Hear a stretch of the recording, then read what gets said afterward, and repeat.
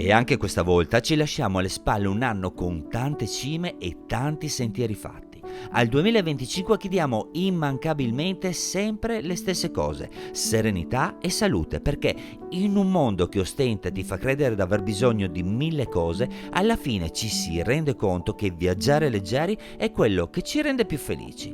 D'altronde la montagna è questo che ti insegna: più carichi lo zaino e più sarà difficile raggiungere la vetta. Quando ci mettiamo in cammino, le cose che ci fanno sorridere sono le più semplici: l'aria pungente sulla faccia, il profumo del bosco, la durezza della roccia o un panorama che si perde nell'infinito. Le solite cose, dai, tanto solite e così potenti, a tal punto da essere delle farfalle nello stomaco che ci accompagnano per tutta la settimana, aumentando il desiderio di libertà. Quella libertà che ci permette di raggiungere una vetta con poco o niente, consapevoli di essere circondati dal tutto.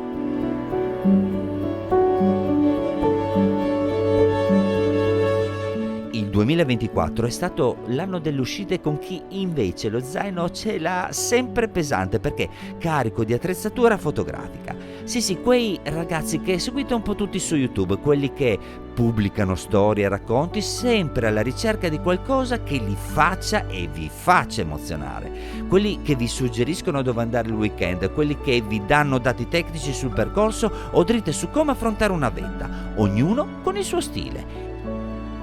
Chi emozionando cercando il tramonto perfetto, chi da buon padre vuole trasmettere valori sani ai propri figli.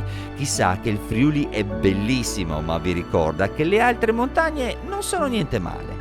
Chi è l'amico di sempre con cui divide esperienze ed emozioni, o chi si spara 5 ore di macchina per lasciarsi alle spalle il mare e riempirsi gli occhi di montagne.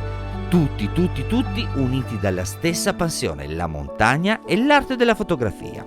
Liberate i cuori, alleggeritevi del superfluo e viaggiate leggeri, perché escursionismo vuol dire scoprire e scoprirvi. Camminate, correte, scalate, arrampicate, arrivate in cima senza fiato, il cuore a 1000 e gli occhi pieni di bellezza. Respirate a fondo l'aria fredda che vi stringe i polmoni, perché siete vivi, siete energia, siete montagna. Preparate lo zaino, svegliatevi presto e partite. Calcolate l'escursione come una priorità e non rimandate tanto tutte le cose che dovete fare. Tranquilli, le farete. Noi siamo Trekking Friuli Venezia Giulia. Felice anno nuovo, zaino in spalla e fate bravi tutti i 12 mesi.